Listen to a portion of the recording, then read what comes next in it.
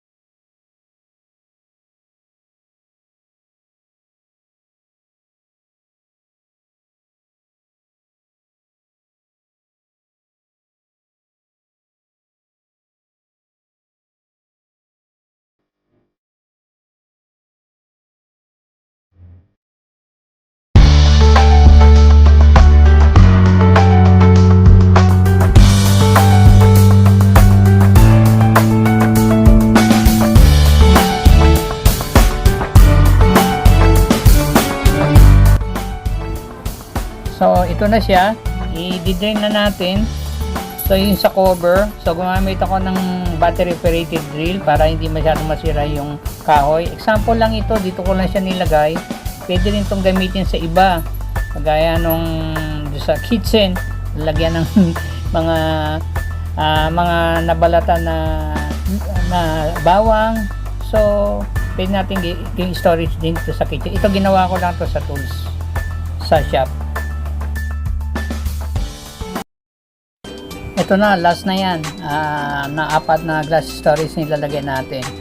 So, tapusin na natin yan. At ito na, ilalagay natin to. Example only ito. Itong pinaka-serve natin. So, pero at least ito, sa shop ito eh.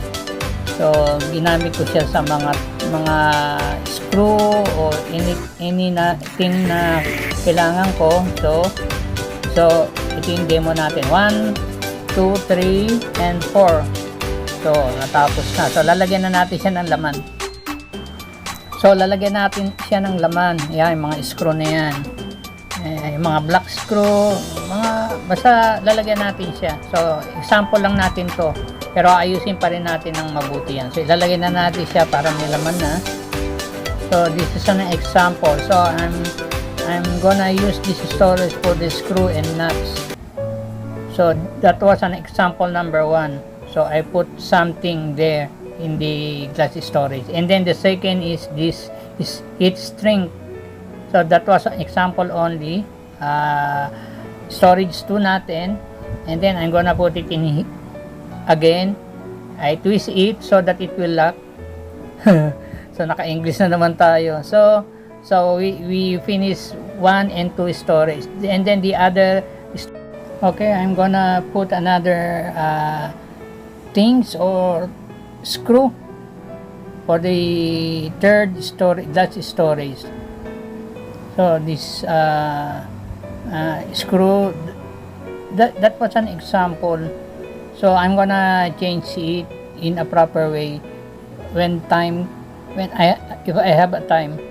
So that was an example for my upload video. So I hope these creative ideas will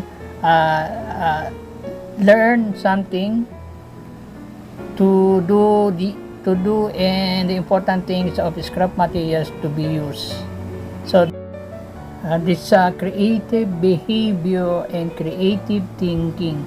So it's all about scrap materials that we use. So talagang maraming important na magagawa ng mga scrap materials. So don't waste your time and don't throw anything that is we gonna use it for creative ideas.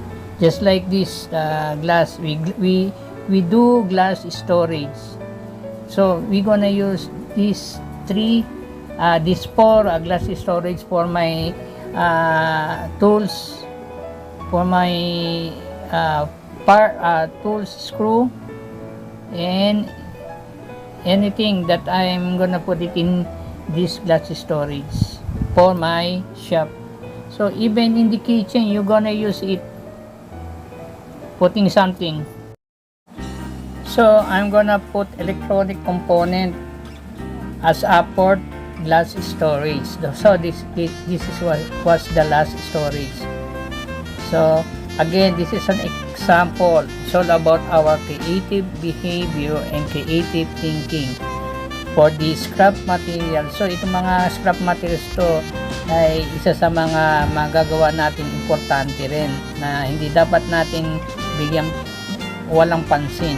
So you see, so I'm gonna name this project as a hanging transparent glass storage. I hope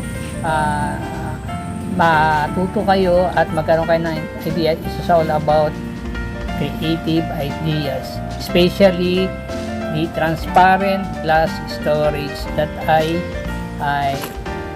demonstrate on how to do this. So very simple lang. So I hope nakatulong ito, especially those people who need to do something, especially the scrap materials. So don't throw your waste materials. So tingnan niyo kung magagawa pa ito sa importanteng bagay. So you're gonna use this in kitchen, whether yung mga garlic, so mga natabas na. So ito na, tapos na tayo. So thank you so much. Once again, I'm Nonoy Rivera. Thank you for watching.